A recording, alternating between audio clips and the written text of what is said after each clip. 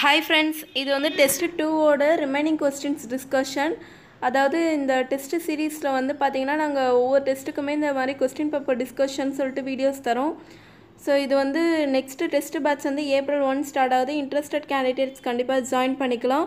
So இதுக்கான WhatsApp number நாங்கள் வந்து தரோம். நீங்கள் அது மூலமாக எங்களை காண்டாக்ட் பண்ணிங்கன்னா உங்களுக்கு எல்லா டீட்டெயில்ஸும் நாங்கள் சொல்லுவோம். Articles in the Constitution that provides for discussion of a state assembly by the president is.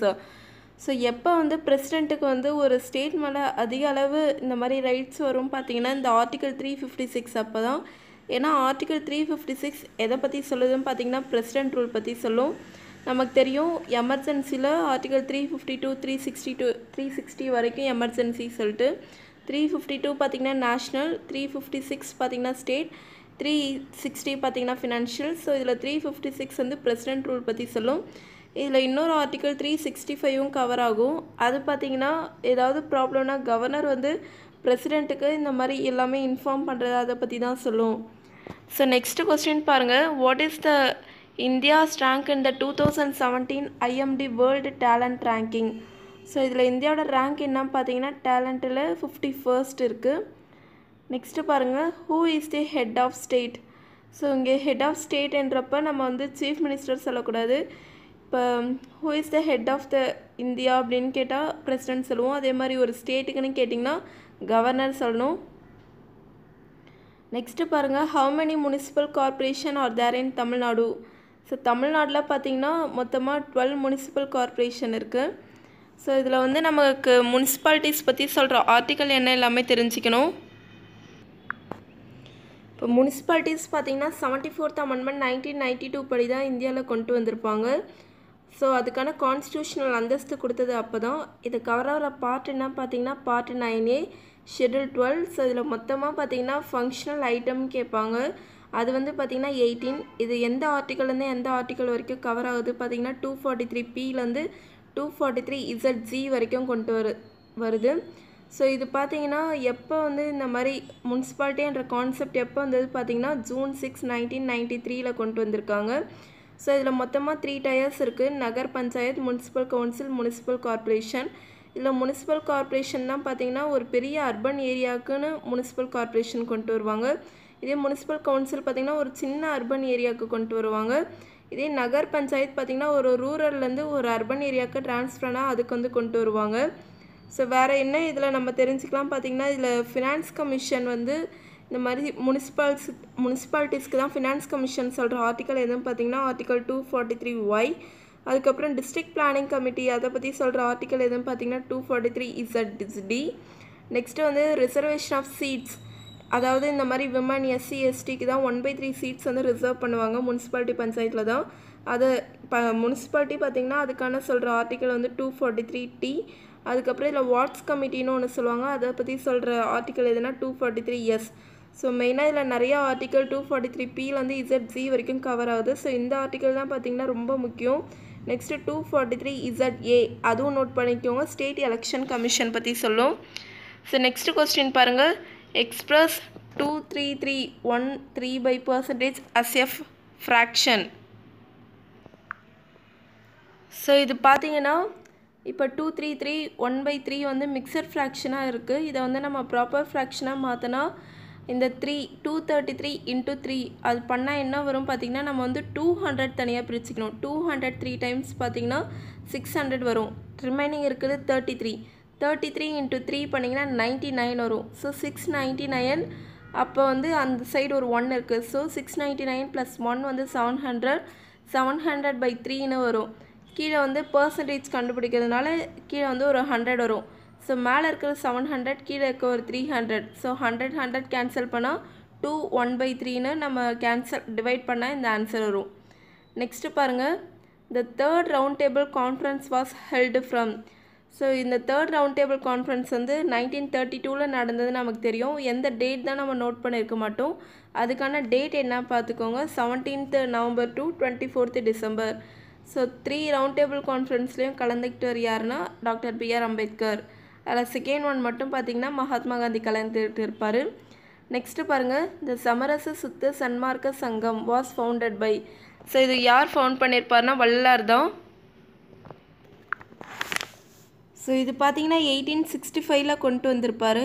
எங்கன்னா அதாவது எதுக்காக இது கொண்டு வந்திருப்பார் பார்த்திங்கன்னா, இந்த மாதிரி வந்து எல்லாருமே வந்து அன்புடன் இருக்க வேண்டும் அந்த கான்செப்டுக்காக தான் கொண்டு வந்திருப்பார்.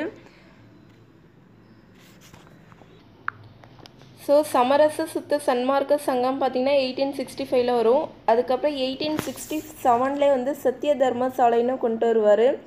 ஸோ இது எதுக்காக கொண்டு வருவார் பார்த்திங்கன்னா, இந்த மாதிரி ஏழைகள் வந்து எப்போவுமே பசியோடு இருக்கவே கூடாது அப்படின்னு சொல்லிட்டு இந்த ஏழைகளுக்கு கண்டிப்பாக உணவு அளிக்க வேண்டும் அப்படின்னு சொல்லிட்டு இந்த மாதிரி ஒரு தீயை எரிய வச்சு இந்த தீ வந்து எப்போ எரிஞ்சிக்கிட்டு இருக்கிற வரைக்கும் ஏழைகள் வயிற்றில் எப்போவுமே பசின்றதே இருக்காது அப்படின்னு சிதம்பரத்தில் தொடங்கி வச்சுருப்பார்.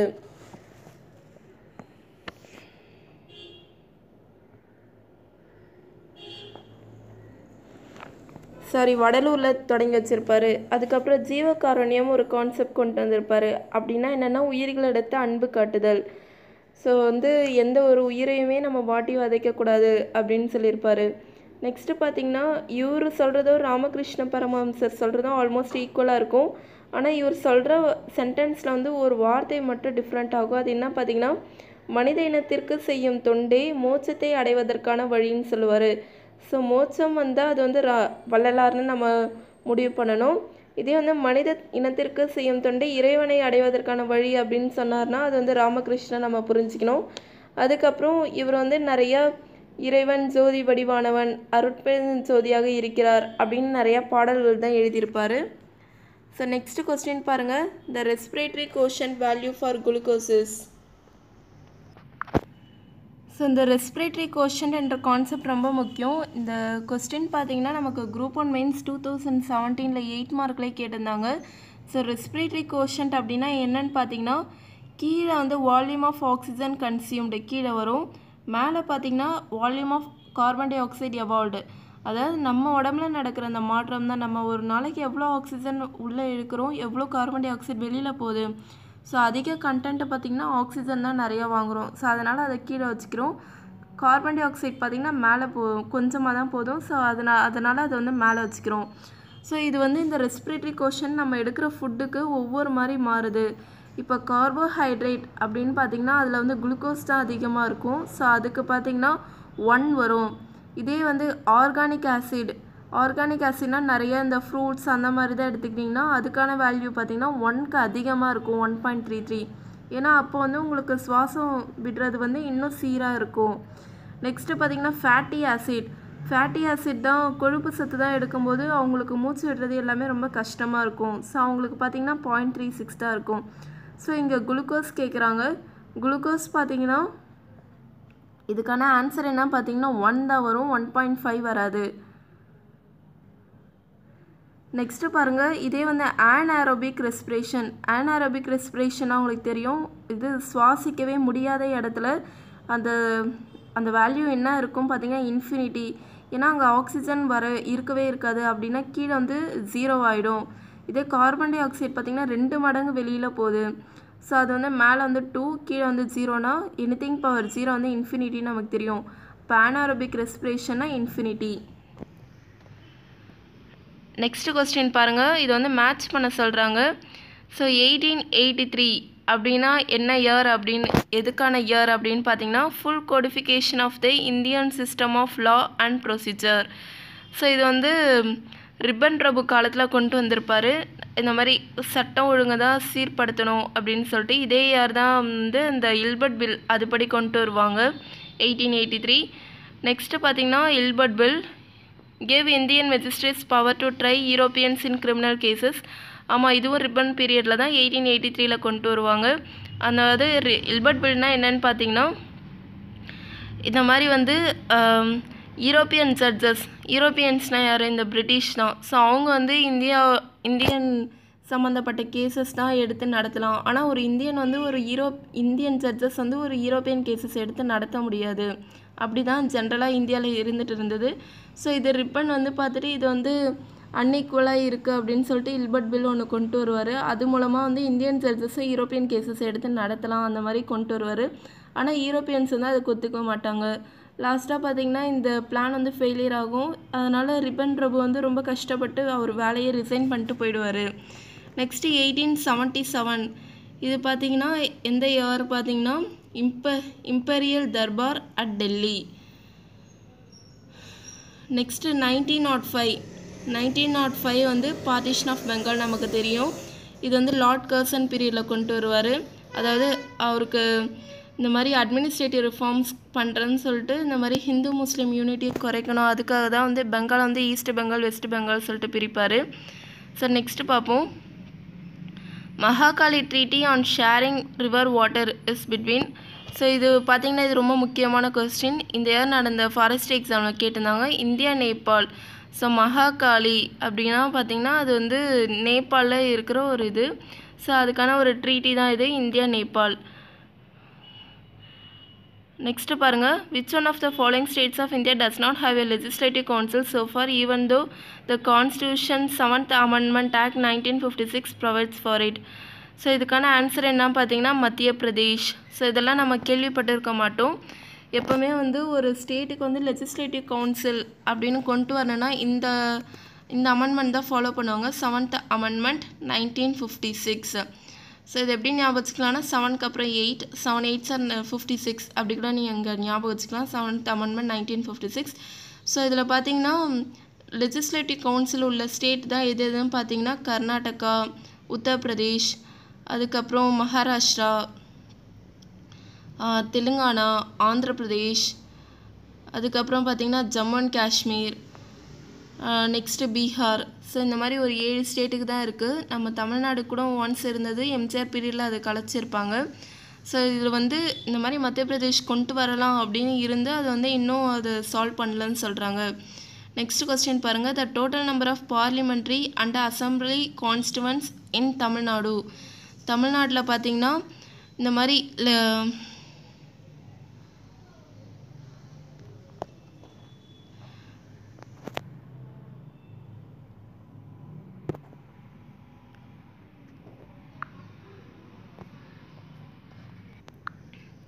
ஸோ இதை பற்றி நான் ஏற்கனவே சொல்லியிருப்பேன். இந்த மாதிரி பார்லிமெண்ட் அதாவது லோக்சபா அந்த இதில் பார்த்திங்கன்னா ஏன்னா லோக்சபா நம்ம தமிழ்நாடு லெவலில் பார்த்திங்கன்னா லெஜிஸ்லேட்டிவ் அசம்பிளி இங்கே தான் வந்து பீப்புள் ரெப்ரசன்டேஷன் இருக்கும்.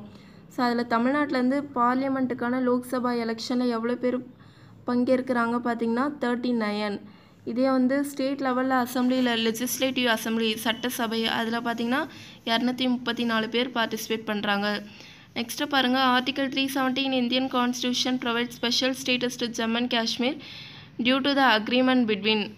ஸோ இதுக்கான அக்ரிமெண்ட் என்ன பார்த்தீங்கன்னா ஜவஹர்லால் நேரு அண்ட் மகாராஜா ஹரிசிங்.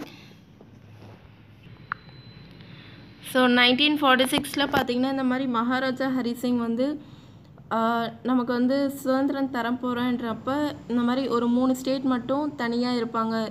அதாவது அப்போ வந்து ப்ராவின்சஸ் சொல்லுவாங்க. ஜம்மு அண்ட் காஷ்மீர், அதுக்கப்புறம் ஹைதராபாத், அதுக்கப்புறம் ஜுனாகத். ஸோ இதில் வந்து ஃபர்ஸ்ட் வந்து ஜம்மு அண்ட் காஷ்மீர்கிட்ட வந்து கேட்பாங்க, அவங்க ஒத்துக்க மாட்டாங்க. மகாராஜா ஹரிசிங் வந்து இண்டிபெண்ட்டாக இருக்கணும்னு நினைப்பார். ஆனால் வந்து அங்கே இருக்கிற மக்கள் தான் இந்தியாவோட சேரணும்னு நினைப்பாங்க. ஸோ அதுக்கப்புறம் வந்து ஜவஹர்லால் நேரு மகாராஜா ஹரிசிங் ஒரு அக்ரிமெண்ட் போட்டு இந்த மாதிரி ஆர்டிகல் 370 படி ஜம்மு அண்ட் காஷ்மீர் வந்து இந்தியாவில் இணைஞ்சிரும். ஸோ இது பார்த்திங்கன்னா அக்டோபர் 20, 1947 இந்த மாதிரி ஆசாத் காஷ்மீரி ஃபோர்ஸஸ் அப்படின்னு சொல்லிட்டு ஒன்று வந்து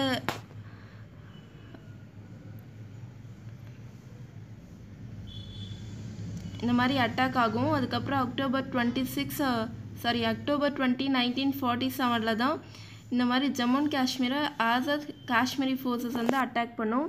ஸோ அக்டோபர் 26, 1947 தான் இன்ஸ்ட்ருமெண்ட் ஆஃப் சக்சஷன் அப்படின்னு சொல்லிட்டு இந்தியா கூட ஒரு அக்ரிமெண்ட் போட்டுருவாங்க. ஸோ இது பார்த்திங்கன்னா ஜம்மு அண்ட் காஷ்மீர் வந்து எப்போதுலேருந்து ஆப்ரேட் ஆக ஆரம்பிக்கும்னா நவம்பர் 17, 1952 இந்தியாவில் அவங்களுக்கான தனியான அரசியல் அமைப்பு கொடுத்தது எப்போ பார்த்திங்கன்னா 26th January 1957. ஸோ இதில் பார்த்திங்கன்னா சில விஷயந்தான் வந்து இந்தியன்ஸ்க்கு பார்த்திங்கன்னா சிங்கிள் சிட்டிசன்ஷிப் தான். ஆனால் ஜம்மு அண்ட் காஷ்மீரில் வாழ்கிற மக்களுக்கு மட்டும் டுவல் சிட்டிசன்ஷிப் இருக்கும். அதுக்கப்புறம் பார்த்திங்கன்னா பார்ட் 6, பார்ட் 4, பார்ட் 4A இதெல்லாம் வந்து ஜம்மு அண்ட் காஷ்மீருக்கு கிடையாது. அதே மாதிரி ஆர்டிகல் 356 ஆர்டிகல் 352 இதெல்லாம் அப்ளை பண்ணும்போது அங்கே சில ப்ரொவிஷன்ஸ் தான் உண்டு. அந்த இப்போ 352 தான் நம்ம இந்தியாவில் கொண்டு வரனா எந்த ஒரு ஸ்டேட்டோட சஜஷனும் கேட்க மாட்டாங்க. ஆனால் ஜம்மு அண்ட் காஷ்மீருக்கு அதை கேட்டுட்டு தான் இம்ப்ளிமெண்ட் பண்ணுவாங்க. ஸோ இந்த மாதிரி சில கான்ஸ்டியூஷன் வந்து நமக்கு அவங்களுக்கு காமனாக இருக்காது. அமெண்ட்மெண்ட் ப்ரொசீஜர் கூட ஜம்மு அண்ட் காஷ்மீரில் நம்ம எதுவுமே பண்ண முடியாது. ஸோ நெக்ஸ்ட்டு பாருங்கள், the price of an item VAT is ₹9720. If VAT is 8%, then the cost price of the item is. So இதுலேருந்தே நமக்கு தெரியுது இந்த 8% 108% தான் இந்த 9720. அப்போ 100% என்னன்னு நம்ம கண்டுபிடிக்கணும். ஸோ அதை வந்து கேன்சல் பண்ணிங்கன்னா ஆன்சர் வந்து 9000 வரும். ஸோ இது எப்படி கேன்சல் பண்ணணும் பார்த்தீங்கன்னா 108% தான் 9720. அப்போ 100% என்னன்னு கேட்குறாங்க. அப்போ 108யும் 100யும் நம்ம கேன்சல் பண்ண முடியும்.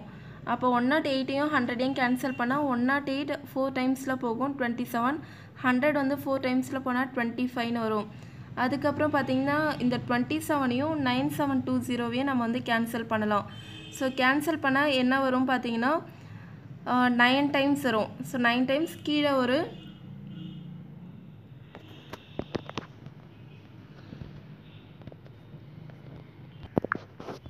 ஓகே ஃப்ரெண்ட்ஸ் 27 இருக்கும். அந்த சைட் பார்த்திங்கன்னா 9720. அதை கேன்சல் பண்ணால் பார்த்திங்கன்னா 27 டேபிள்ஸில் கேன்சல் பண்ணிங்கன்னா 360ன்னு வரும். ஸோ கீழே இங்கே வந்து 25 இருக்கும். அப்போது 360 × 25 பண்ணோன்னா நமக்கு ஆன்சர் வந்து 9000 வரும். இதை இன்னும் ஓரளவுக்கு கொஞ்சம் ஈஸியாக யோசிக்கணும். பார்த்திங்கன்னா 8 டேபிள்ஸில் வந்து இந்த 720ன்றது வரும். ஸோ அந்த 720 ரிமூவ் பண்ணிட்டா 9000 வரும். இருந்தாலும் நீங்கள் வந்து இதை வந்து ஃபார்முலா படியும் கால்குலேட் பண்ணுங்கள். நெக்ஸ்ட்டு பார்த்தீங்கன்னா இந்த Indian innovation in the field of parliamentary procedure which is in existence since 1962 is. So இந்த 0 hour என்ற கான்செப்ட் பார்த்திங்கன்னா 1962லேருந்து இந்தியாவில் ஃபாலோ பண்ணுற ஒரு விஷயம். இது வந்து 1962லேருந்து நம்ம ஃபாலோ பண்ணுறோம். ஸோ இந்த 0 hour பார்த்திங்கன்னா கொஸ்டின் ஹவருக்கும் அதுக்கப்புறம் நெக்ஸ்ட்டு அஜந்தாவுக்கும் உள்ள டைம் கேப் தான் இந்த 0 hour என்றது.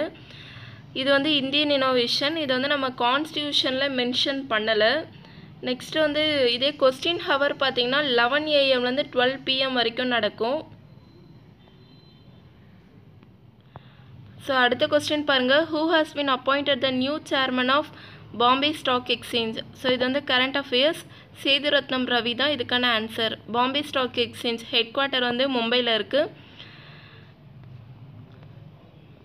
நெக்ஸ்ட்டு பாருங்கள், which is the longest India's longest expressway that will soon provide free Wi-Fi services along its length.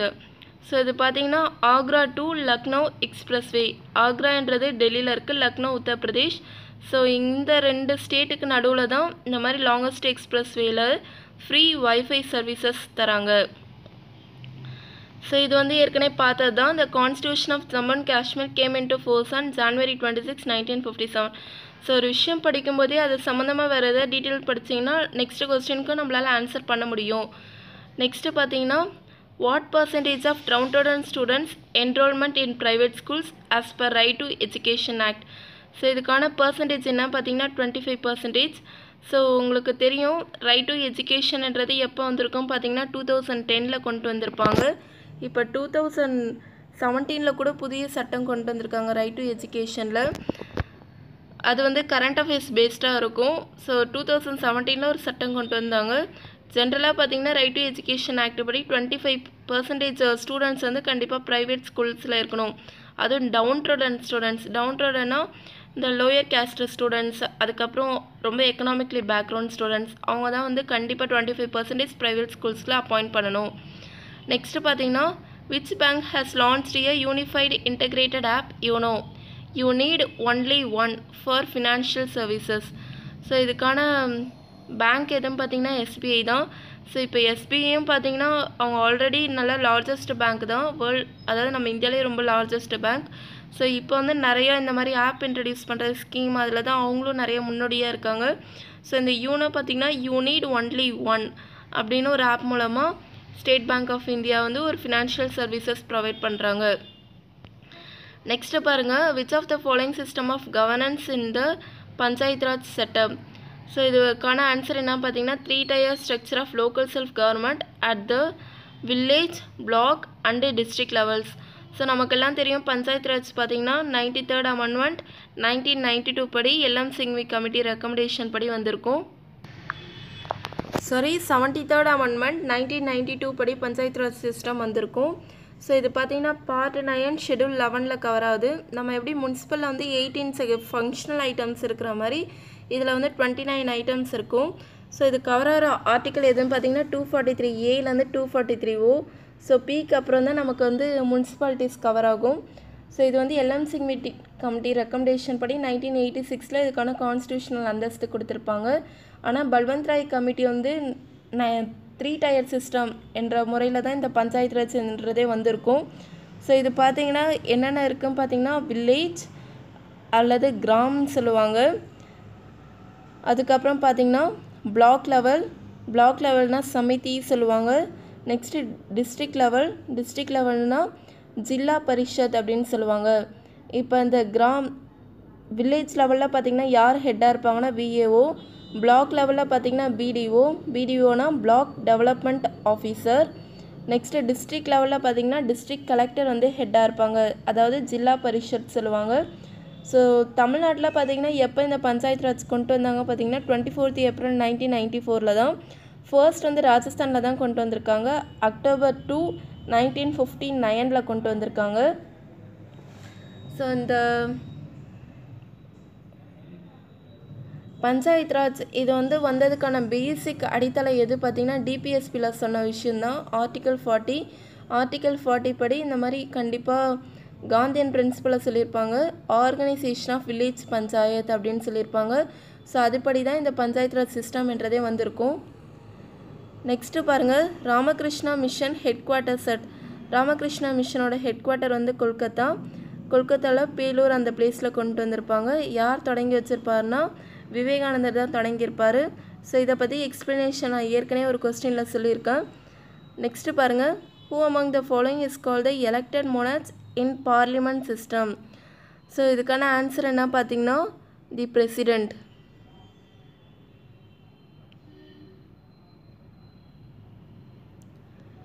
Next பாருங்கள், the fame of sir Syed Ahmad Khan was due to the. So sir Syed Ahmad Khan எது மூலமாக famous ஆகிருப்பார் பார்த்தீங்கன்னா அந்த Aligarh moment அந்த concept கொண்டு வந்ததுனால தான். அதாவது அலிகார் இயக்கம் சொல்லுவாங்க. அதாவது என்னென்னா இந்த மாதிரி முஸ்லீம்களுக்கு இந்த மாதிரி எல்லா எஜுகேஷன் எல்லாமே கொண்டு போய் சேர்க்கறது தான் இவரோட மெயின் மோட்டிவாக இருந்திருக்கும்.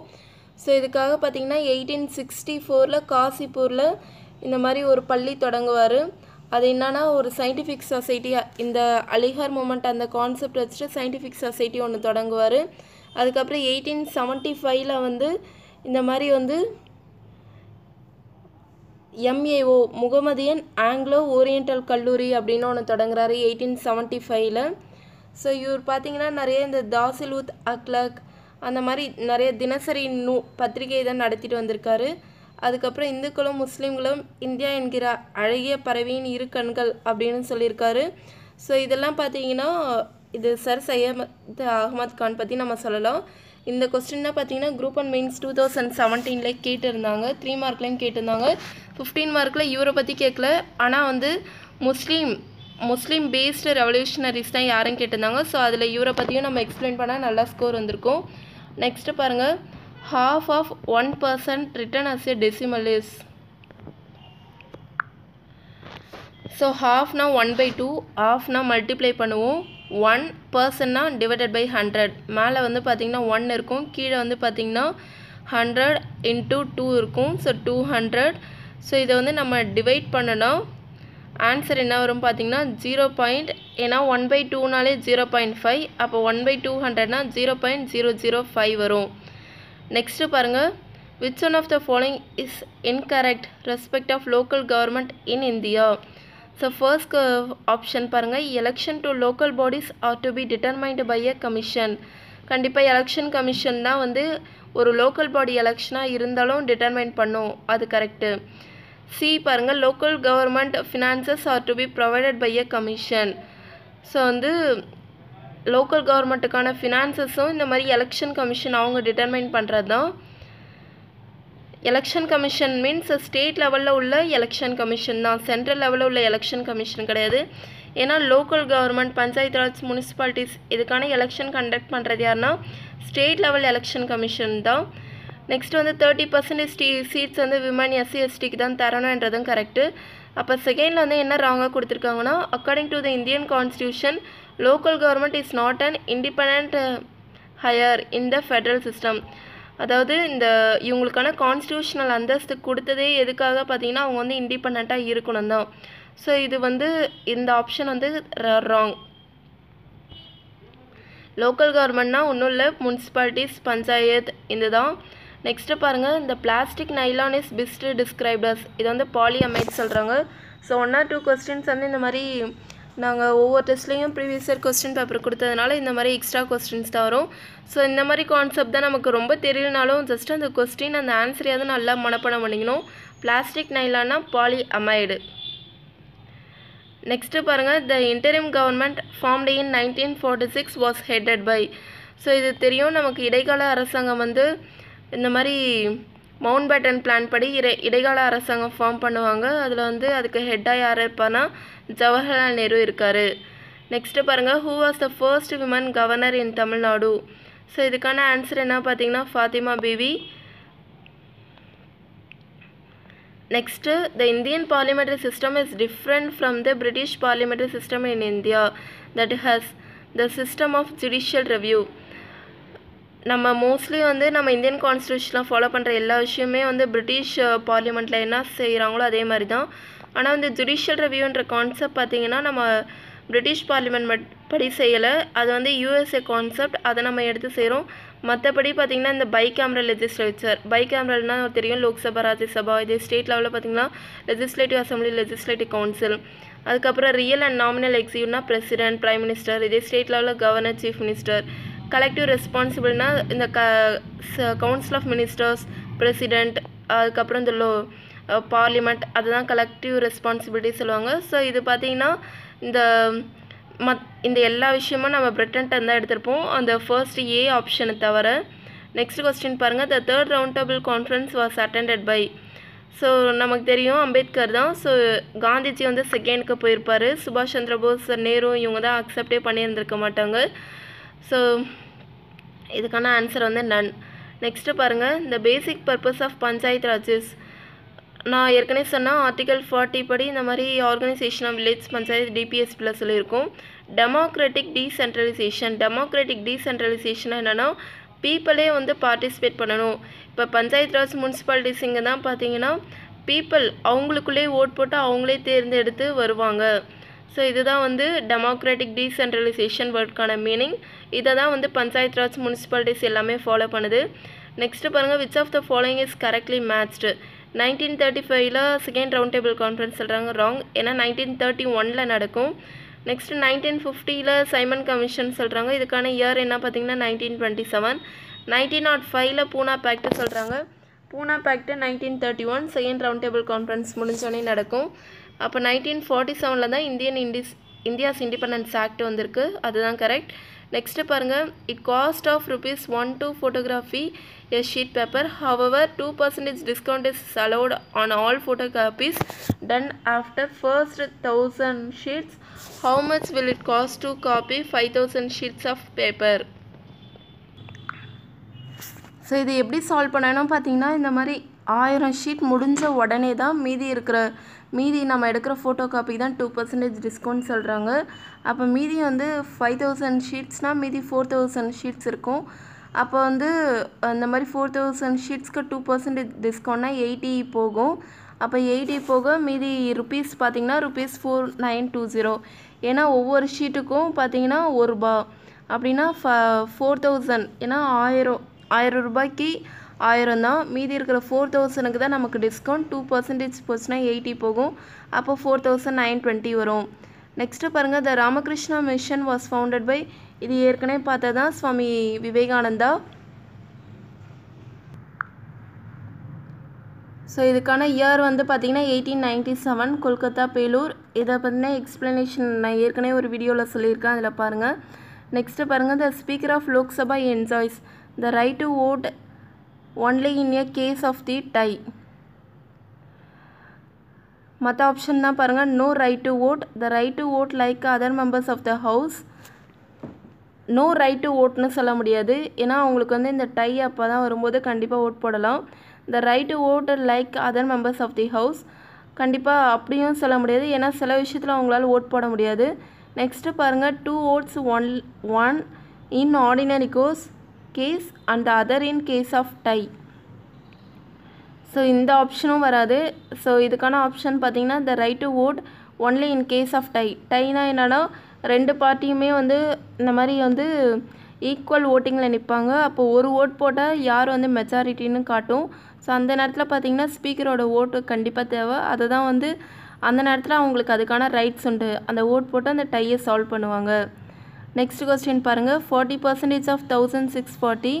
ஸோ இதை வந்து நம்ம பர்சன்டேஜ் எடுத்து சால்வ் பண்ணணும். இப்போ 1640க்கு 40% என்னன்னு கண்டுபிடிக்கணும். ஸோ இது எப்படி சால்வ் பண்ணணும் பார்த்தீங்கன்னா, 1640க்கு வந்து 40% எடுத்திங்கன்னா 10% என்னென்னா 164. அப்போ 40%னால் இன்ட்டு 4 பண்ணணும். ஸோ இன்ட்டு 4 பண்ணால் எவ்வளோ வரும் பார்த்தீங்கன்னா 656 வரும். நெக்ஸ்ட் இதே மாதிரி 980க்கு 35% எடுக்கணும். ஃபர்ஸ்ட்டு 30% எடுத்துக்கோங்க. 30% எடுக்கணும்னா 297 வரும். நெக்ஸ்ட்டு வந்து 5% எடுத்தால், இப்போ 98என்றது 10%னால் 5% வந்து 49. ஸோ அப்படி பார்த்திங்கன்னா 346 வரும் அதை ஆட் பண்ணால். நெக்ஸ்ட்டு 150% ஆஃப் 850. ஸோ அதை சால்வ் பண்ணால் என்ன வரும் பார்த்திங்கன்னா, ஃபர்ஸ்ட் வந்து 100% 850.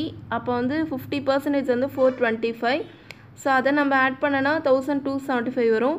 ஸோ எல்லாமே சால்வ் பண்ணி ஆன்சர் என்ன வரும் பார்த்திங்கன்னா 965 தான் வரும், 962 வராது. நெக்ஸ்ட்டு பாருங்கள், IKEA has launched its first experimental center IKEA H Home in India at which city கேட்குறாங்க. ஸோ IKEA H Home இதுக்கான ஆன்சர் என்ன பார்த்தீங்கன்னா ஹைதராபாத்.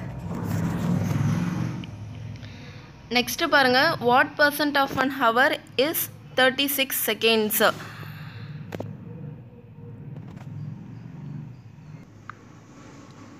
ஸோ இதுக்கான ஆன்சர் என்ன பார்த்தீங்கன்னா 1 ஹவருக்கு பார்த்தீங்கன்னா 3600 செகண்ட்ஸ்.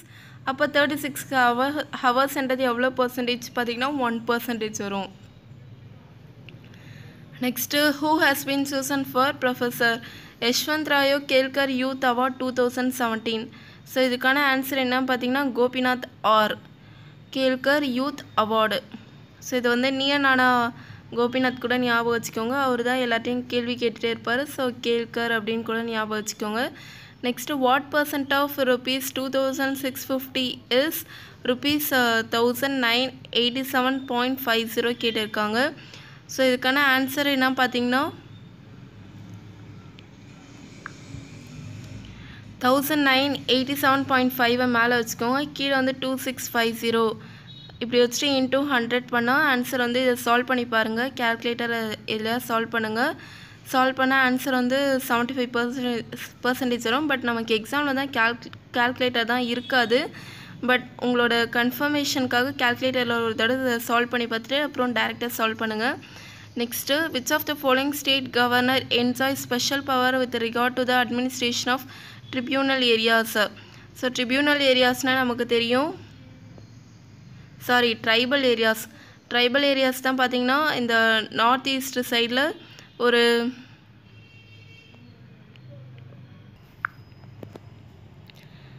ஸோ எந்த ஸ்டேட் கவர்னர் பார்த்திங்கன்னா ஆன்சர் வந்து அஸ்ஸாம். ஏன்னா நார்த் ஈஸ்டர்ன் கவுன்சில் ஒன்று இருக்கும், 1972 ஃபார்ம் ஆகிருக்கும்.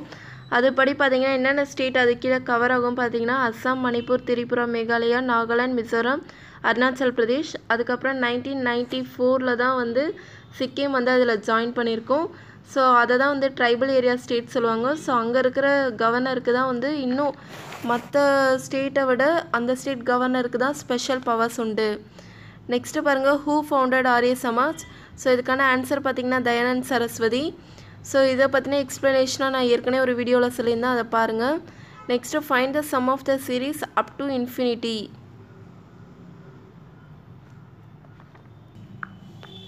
ஸோ இது பார்த்தீங்கன்னா 625 + 125 பண்ணால் 750 வரும். 750 + 25 வந்து 775 + 5 பண்ணால் 780 வரும். அதுக்கப்புறம் பார்த்தீங்கன்னா 5லே வந்து பாதி வந்து 2.5. ஸோ 780 780. அதுக்கப்புறம் 5ல் பார்த்தீங்கன்னா ஸோ இதுக்கான ஆன்சர் என்ன பார்த்தீங்கன்னா 781 எபோவ் தான் வரும். 781.25 வராது. ஏன்னா இது ஃபுல்லாக ஆட் பண்ணாலே 780 வருது. அப்புறம் 5ல் பாதி எடுத்தால் 2.5. அப்புறம் 2.5ல் பாதி எடுத்தோன்னா 1.25. 1.25ல் பாதி எடுத்தோன்னா 0.65. ஸோ அந்த மாதிரி போய்கிட்டே இருக்கும். ஸோ இதுக்கான ஆன்சர் 781.25 வராது. அதை விட அதிகமாக தான் வரும். நெக்ஸ்ட்டு பாருங்கள், the governor of state is accountable for his actions to the state legislature.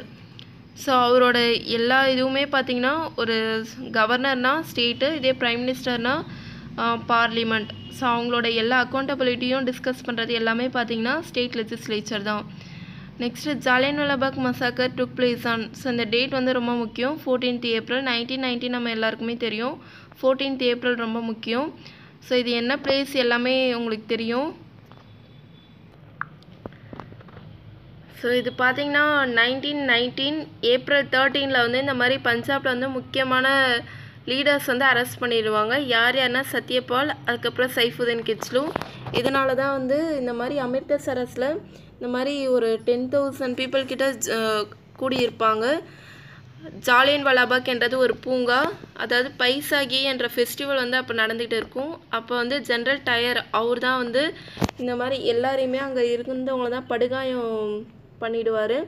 So அதனால தான் இந்த பூங்கா ஜாலியன்வாலாபாக் என்றதை ஒரு மசாக்கர் படுகொலை இடம் அப்படின்னு நம்ம சொல்கிறோம்.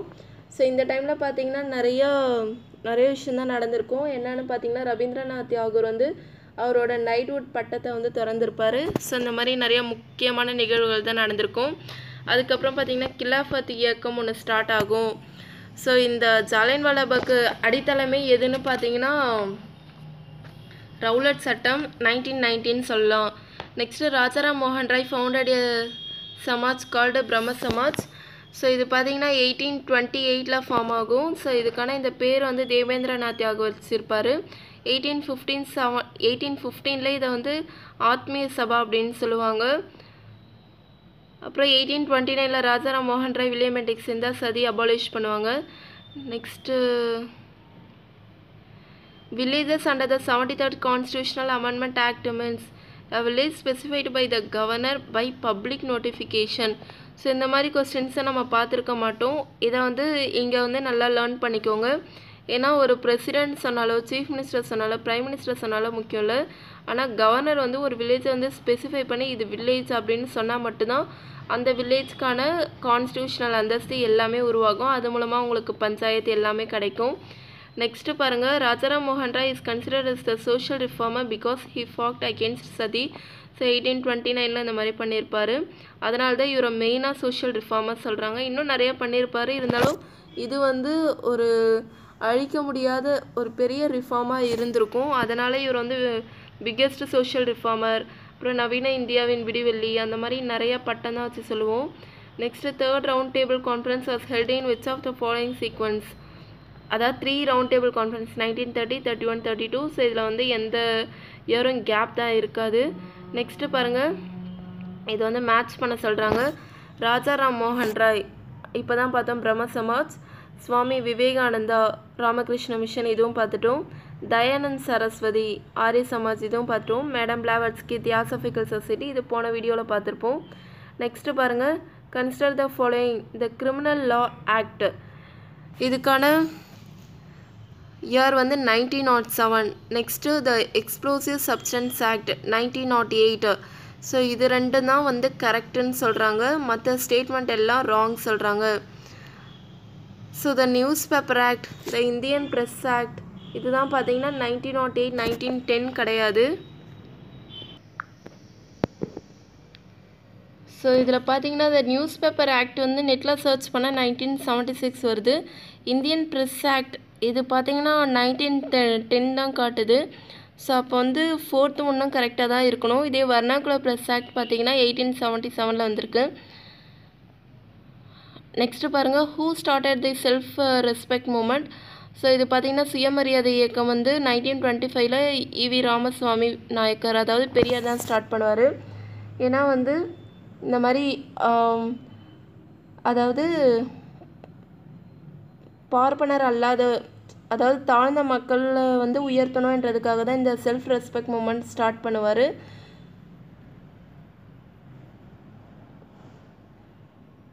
நெக்ஸ்ட்டு பாருங்கள், what percent of a day is 3 hours. So one டேக்கு பார்த்தீங்கன்னா 24 hours. அப்போ 3 hours-ன்றது 8ஆல் கேன்சல் பண்ணுங்கள். ஸோ 8 அதுக்கு வந்து பர்சன்டேஜ் எடுத்தால் 2/3% வரும்.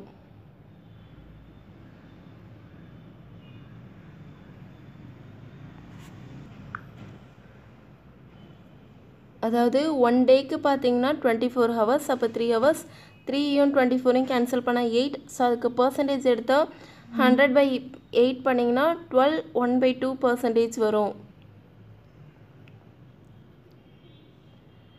நெக்ஸ்ட் வந்து the slogan of go back to the Vedas was raised by. So இது யார் சொல்லியிருப்பார் பார்த்தீங்கன்னா தயானந்த் சரஸ்வதி. ஏன்னா வந்து நிறைய பேர் வந்து மதம் மாறி இருப்பாங்க. அவர் வந்து நிறையா ஹிந்து மதத்தில் இருக்கிற நல்ல விஷயத்தை தான் எடுத்து உரைத்து இந்த மாதிரி வந்து சுத்தி மூமெண்ட் அந்த இது ஸ்டார்ட் பண்ணி அது மூலமாக வந்து வேதங்களை நோக்கி செல்லுங்கள் அப்படின்னு சொல்லியிருப்பார், go back to the Vedas. Next பாருங்கள், who has been appointed as the first ever female UK ambassador to United Nations. So இதுக்கான ஆன்சர் என்ன பார்த்தீங்கன்னா கெரின் பியர்ஸ். ஸோ இவங்க வந்து ஃப்ரான்ஸ் கண்ட்ரியை சேர்ந்தவங்க. இவங்க வந்து யுனைடெட் நேஷன்ஸ்க்கான UK ambassador. Which country has recently declared yoga as sports activity? So Saudi Arabia. நம்ம வந்து யோகா பார்த்திங்கன்னா June 21 செலிப்ரேட் பண்ணுறோம்.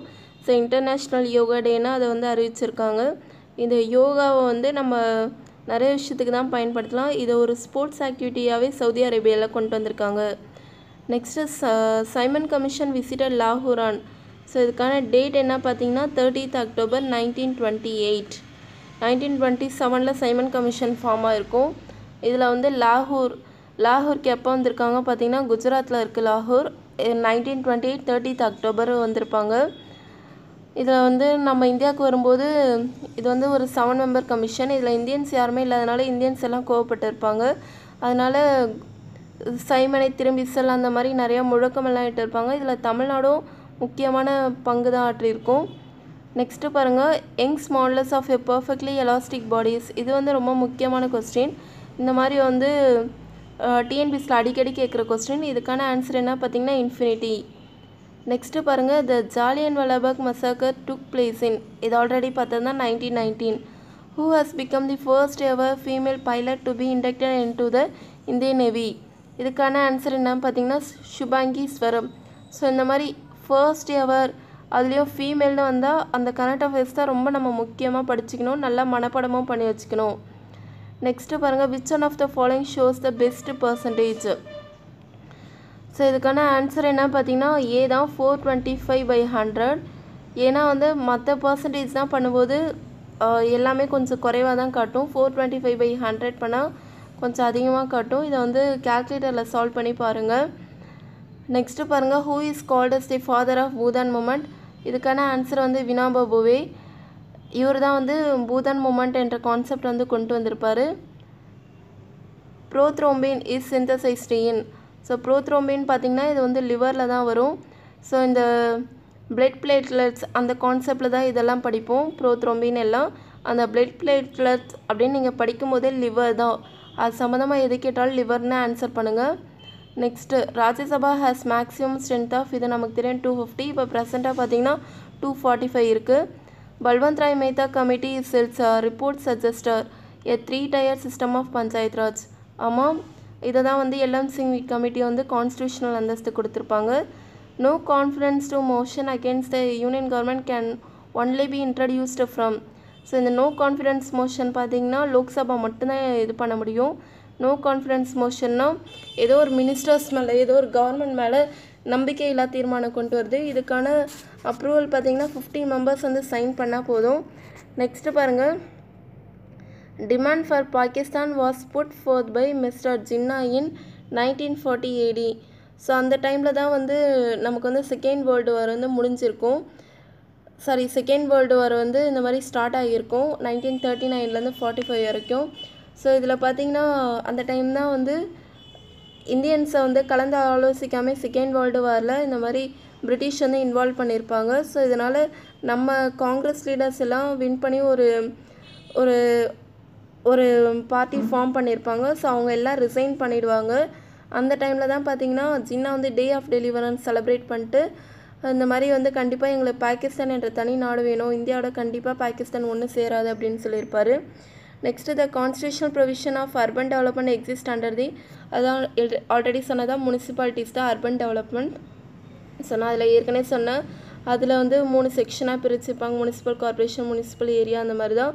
ஸோ இதுக்கான கான்ஸ்டியூஷனல் அந்தஸ்து பார்த்திங்கன்னா 74th அமெண்ட்மெண்ட் 1992 கொடுத்துருப்பாங்க. நெக்ஸ்ட்டு பார்த்திங்கன்னா 88% ஆஃப் 370 + 24% ஆஃப் 210. ஸோ இது வந்து 88/100 × 370 பண்ணுங்கள், ப்ளஸ் 24/100 × 210 பண்ணுங்கள். இந்த சைடு 118. ஸோ இதை வந்து ஆட் பண்ணிட்டு அதை வந்து மைனஸ் பண்ணால் நமக்கான ஆன்சர் 258 வரும். நெக்ஸ்ட்டு பாருங்கள், the Swaraj committee was formed by, Swaraj committee வந்து 1923